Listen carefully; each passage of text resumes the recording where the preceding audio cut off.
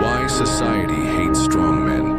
According to Jung, he built his body, his mind, his business, and his character into something unshakable. But instead of admiration, he received resentment. Instead of respect, he faced sabotage. His strength made others uncomfortable. His independence threatened their dependence. His refusal to compromise triggered their anger. Jung wrote, "The privilege of a lifetime is to become who you truly are." But what the psychologist discovered was darker. Society will punish you for becoming that person. The collective unconscious fears individual strength because strong men expose everyone else's weakness. Comment now. Society hates my strength. If you've ever been attacked for refusing to stay small. Section 1. The individuated threat. When strength becomes dangerous. Have you ever noticed how society celebrates strength in theory but attacks it in practice? They make movies about heroes but destroy real men who display heroic qualities. They praise independence but punish those who actually live independently. Jung called this collective shadow projection, society hating in strong men what it refuses to develop in itself. The psychologist's recognition of the pattern. Jung understood that most people live in what he called unconscious conformity, following social scripts without questioning whether those scripts serve their authentic development. Strong men threaten this system because they demonstrate that alternative ways of living are possible. When you refuse to follow the herd, you force others to question why they're following it. This questioning creates anxiety that most people resolve by attacking the source. The tall poppy syndrome in action.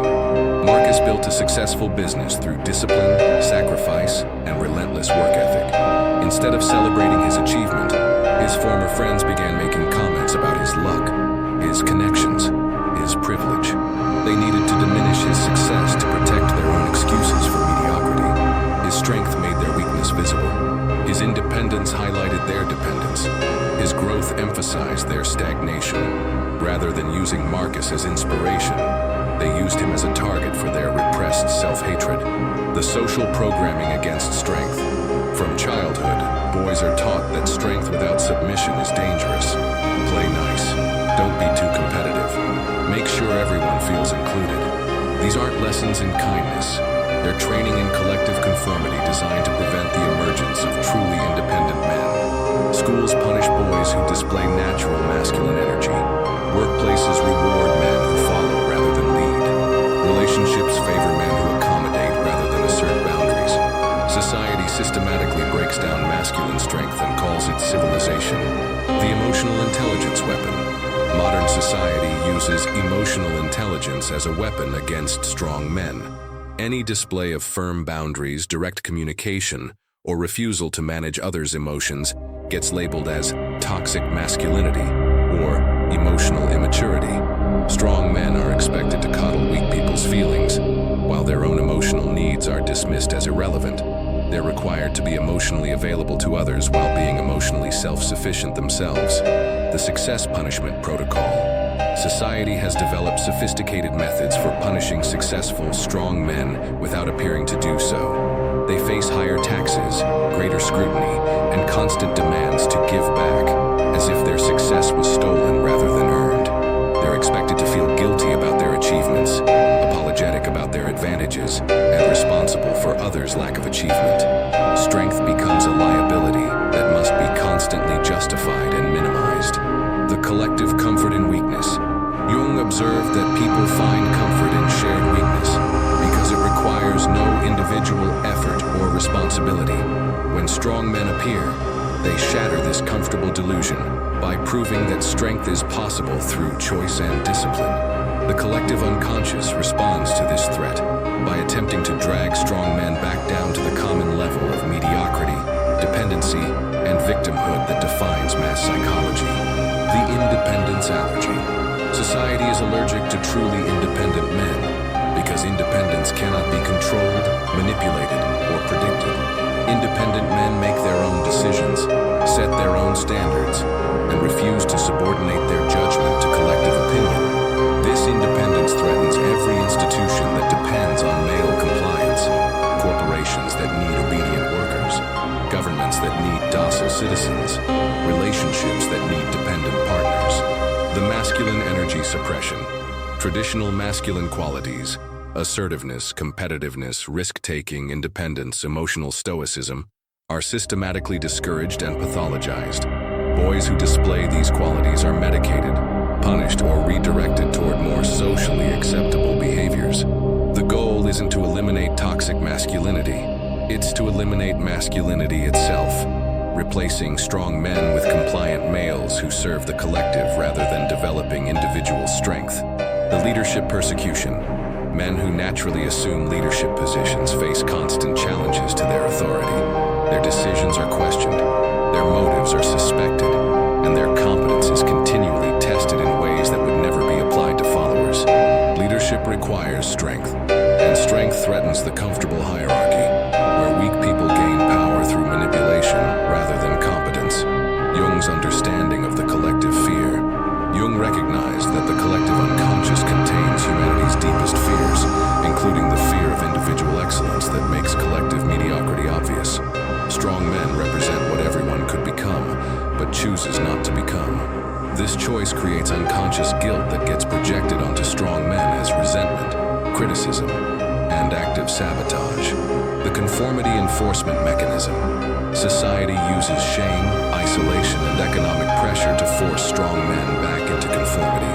Those who refuse to comply face social exile, professional sabotage, and relationship difficulties designed to break their independence. The message is clear: conform or suffer the consequences of standing alone against the collective will. Pause this video right now. Think of one time you were punished for displaying strength when others expected weakness. Comment, punished for strength, if you've ever been attacked for refusing to lower your standards to match others' mediocrity.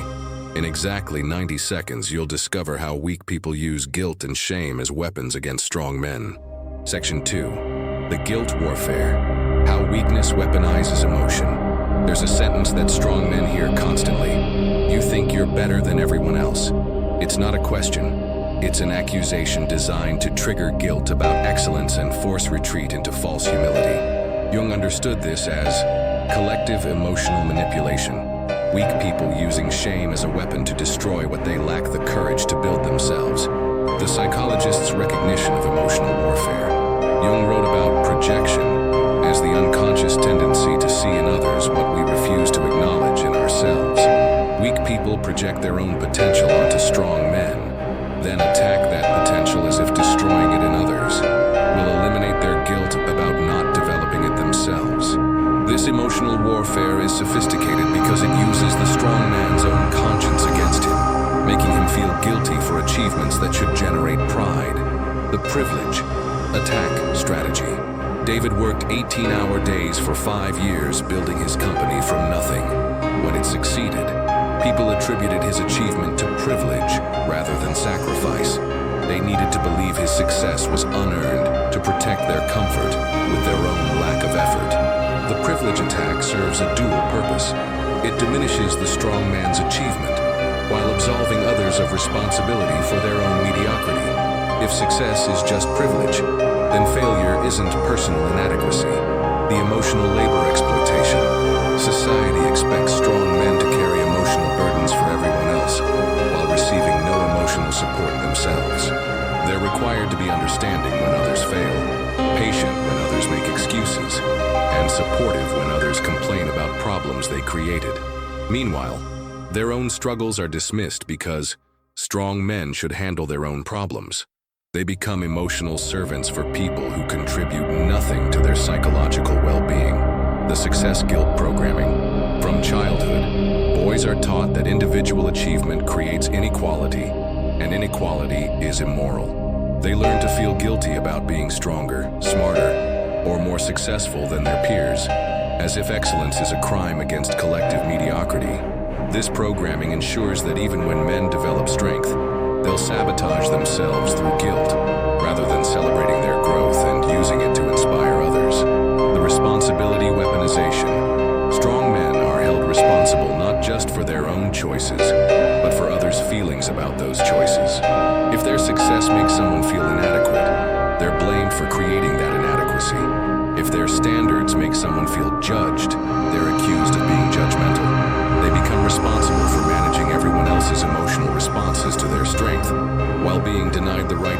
emotional responses to others' weakness. The false humility demand. Society demands that strong men constantly minimize their achievements, downplay their capabilities, and apologize for their advantages. This false humility serves the collective by preventing strong men from inspiring others or challenging mediocrity through example. The strong man who refuses to diminish himself faces accusations of arrogance, narcissism, or superiority complex, all designed to shame him back into hiding his light under a bushel. The collective victimhood strategy. Weak people band together in collective victimhood that positions strong men as oppressors simply for being strong. This strategy transforms personal inadequacy into moral superiority. The weak become virtuous victims, while the strong become villainous oppressors. This reversal allows weak people to attack strength while maintaining the moral high ground, using victimhood as a shield for their aggression. The support system. Denial. Strong men are systematically denied the support systems available to everyone else. They can't express vulnerability without being called weak. They can't ask for help without being called incompetent. They can't show emotion without being called unstable. This isolation ensures that strength becomes a burden rather than a benefit, discouraging other men from developing their own power and independence. The double standard enforcement. Society applies different standards to strong men than to weak people. Strong men are expected to be perfect, while weak people are forgiven for any failure. Strong men are criticized for any mistake, while weak people are praised for minimal effort. This double standard makes strength feel like punishment, and weakness feel like reward, creating powerful incentives for men to remain weak and dependent. Jung's understanding of collective resentment. Jung recognized that the collective unconscious contains deep resentment toward individual excellence because it exposes collective mediocrity. Rather than using strong men as inspiration, the collective attempts to destroy them as threats to comfortable inadequacy. This resentment manifests as moral crusades against toxic masculinity, privilege, and inequality, all designed to attack strength while protecting weakness. The gaslighting campaign. Strong men face constant gaslighting that tells them their strength is actually weakness, their independence is actually dependence, their success is actually failure. They're told their achievements don't matter, their standards are too high, and their boundaries are too rigid. This psychological manipulation is designed to make strong men doubt their own perceptions and surrender their power to collective judgment. The isolation through character assassination. When direct attacks fail, society resorts to character assassination designed to isolate strong men from potential allies and supporters. They're labeled as difficult, unreasonable, or dangerous, warnings that prevent others from associating with them. This isolation serves dual purposes. It punishes the strong man while warning other men about the consequences of developing similar strength. Comment: guilt warfare victim. If you've ever been made to feel guilty for achievements that required sacrifice others weren't willing to make, the third revelation exposes how society rewards weakness to maintain control over strong men. Section 3. The Weakness Reward System. How mediocrity gets promoted. Walk into any corporate office, government building, or social organization, and you'll notice something disturbing. The weakest people often hold the most power. Not because they're competent, but because they're compliant. Jung observed that societies create inverted hierarchies, where strength threatens the system while weakness serves it. The psychologist's recognition of systemic inversion. Jung understood that healthy societies reward competence, courage, and character, but he also recognized that corrupted societies invert these values, promoting weakness because weak people are easier to control and manipulate than strong ones. In our current system, victimhood grants authority, incompetence receives protection, and mediocrity gets promoted while excellence gets punished. The institutional weakness preference. Michael was the most productive employee in his department, consistently exceeding targets while maintaining quality standards. When promotion time came, management selected Janet, someone who'd missed deadlines, required constant supervision, and produced mediocre results. The explanation: Michael was too independent and might threaten team dynamics. Janet was collaborative and needed support to reach her potential. Translation: Weak people are preferred because they don't challenge incompetent leadership. The victim status currency. Modern institutions have transformed victimhood into social currency. The more oppressed, disadvantaged, or marginalized someone claims to be, the more authority and protection they receive. The system incentivizes weakness while punishing strength. Strong men who overcome obstacles through personal effort are ignored because their success threatens the narrative that success requires institutional support rather than individual strength. The competence punishment protocol. Highly competent men face systematic punishment disguised as equality initiatives. They're passed over for promotions to make room for diversity. They're required to mentor incompetent colleagues while receiving no support themselves. They're held to higher standards, while others receive lower expectations. The message is clear. Competence is liability, mediocrity is asset, and strength is threat to organizational harmony. The emotional fragility protection system.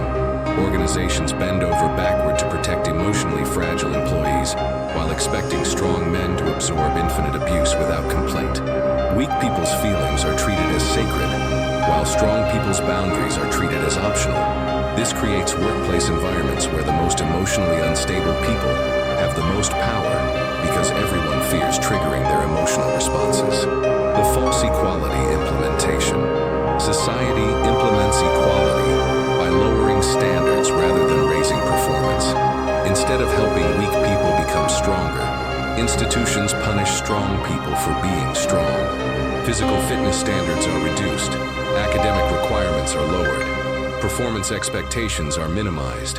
This ensures that everyone feels equal while actually creating equality through collective weakness rather than collective strength. The leadership sabotage strategy. When strong men achieve leadership positions, they face systematic sabotage from subordinates who prefer weak leadership that doesn't challenge their comfort zones. They're accused of being too demanding, unrealistic, or insensitive for maintaining standards. Meanwhile, weak leaders are praised for being understanding, flexible, and human when they fail to maintain discipline or accountability. The dependency culture creation. Society actively creates dependency cultures where people learn to rely on institutions rather than developing personal strength. This dependency ensures a steady supply of compliant citizens who vote for more support rather than more freedom. Strong, independent men threaten this system because they demonstrate that dependency is choice, not necessity. The collective self-esteem protection.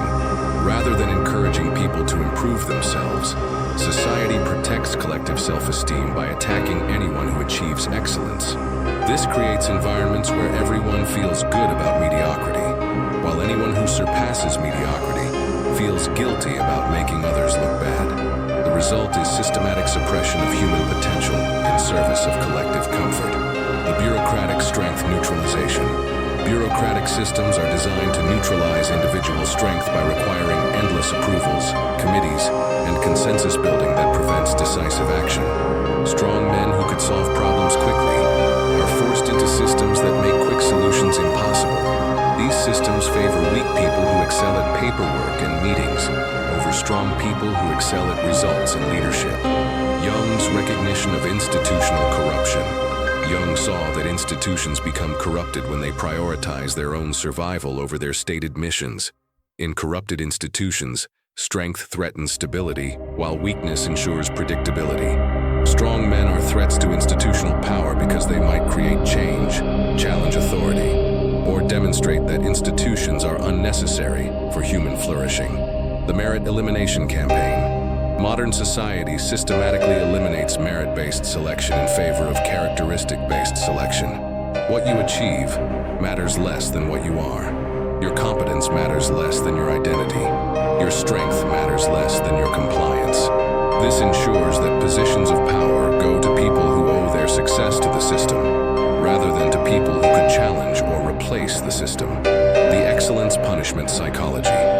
Society has developed sophisticated psychological techniques for punishing excellence while appearing to support it. They celebrate mediocre achievements while ignoring exceptional ones. They provide resources to failing people while denying them to succeeding people. This This creates psychological environments where excellence feels unrewarded and mediocrity feels supported, encouraging people to choose comfort over growth. Comment: weakness gets rewarded. If you've watched incompetent people get promoted while your competence was ignored or punished. The final section reveals how strong men can protect themselves from society's anti-strength campaign and build lives of authentic power. Section 4. The sovereign resistance building strength despite societal sabotage, plus liberation. The moment arrives when every strong man realizes the game is rigged against him. Society will not celebrate his strength. Institutions will not reward his competence. The collective will not appreciate his independence. Jung called this moment the dark night of the soul, when the individual must choose between surrendering to collective mediocrity or building strength despite systemic opposition. The psychologist's path to individual sovereignty. Jung understood that true psychological health requires what he called individuation, the process of becoming who you actually are rather than who society wants you to be. For strong men, this means accepting that they will be misunderstood, resented, and attacked for their strength. The alternative is psychological death through conformity to standards designed to keep them weak, dependent, and controllable. The recognition that changes everything. The breakthrough begins with accepting an uncomfortable truth. Society's hatred of your strength isn't your problem to solve. You don't need to make weak people comfortable with your excellence. You don't need to apologize for your achievements. You don't need to diminish yourself to protect others' fragile egos. Your responsibility is to become fully yourself, regardless of others' reactions to your authenticity. The sovereign mindset development. Stage 1. Stop seeking external validation. Recognize that society's approval is the enemy of authentic strength. The moment you start modifying your behavior to gain collective acceptance, you begin the process of self-destruction that society demands.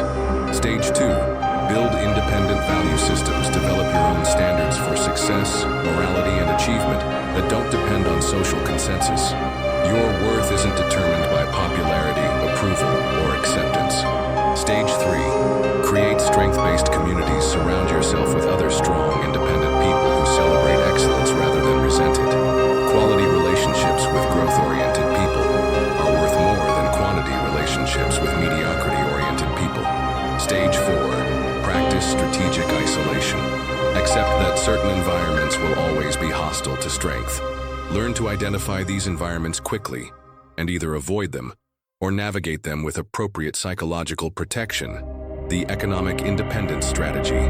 Build financial systems that don't depend on institutional approval. Create multiple income streams that can't be eliminated through social pressure or political targeting. Develop skills that have value regardless of social trends or cultural shifts.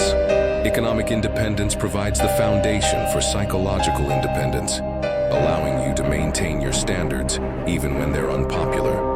The relationship selection protocol. Stop trying to maintain relationships with people who resent your strength.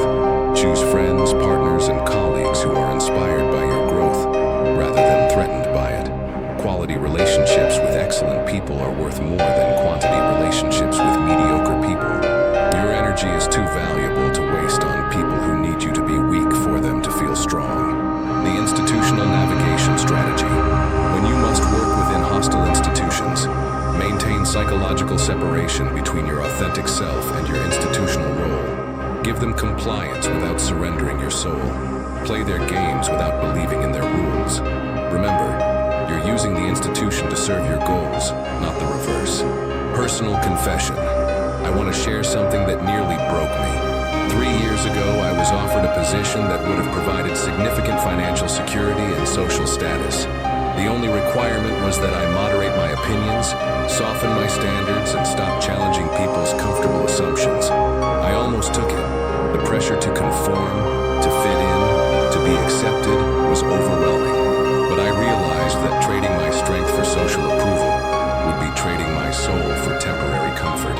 That decision to maintain my independence cost me financially and socially, but it preserved my psychological integrity and allowed me to build something authentic rather than something acceptable.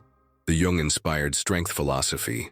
Jung taught that the privilege of a lifetime is to become who you truly are. For strong men, this means accepting that authenticity will be punished by people who profit from your conformity.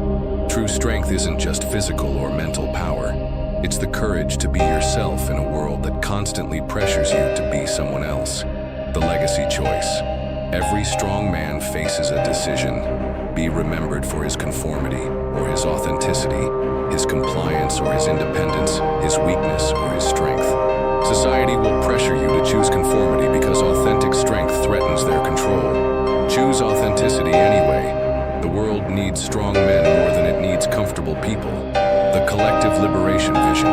When enough strong men refuse to surrender their power to collective mediocrity, society begins to change. Excellence becomes normal. Standards rise. Competence gets rewarded. Strength gets celebrated rather than punished. Your individual choice to maintain strength despite social pressure contributes to cultural transformation that benefits everyone, including those who currently resent your strength.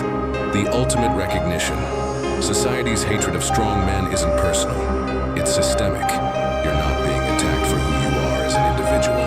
You're being attacked for what you represent. The possibility that people can become strong, independent, and excellent through choice and effort. This possibility threatens every system that profits from weakness, dependency, and mediocrity. Comment, I choose sovereignty. If you're ready to build authentic strength regardless of society's approval or disapproval. Like this video only if you commit to becoming fully yourself, even when others pressure you to remain partially developed. Subscribe for more insights that help strong men navigate hostile environments while maintaining their psychological independence and authentic power. Your liberation begins when you stop trying to make weak people comfortable with your strength and start building a life worthy of your full potential. Jung's final gift, the recognition that true strength isn't just power. It's the courage to use that power authentically in a world that fears authentic power.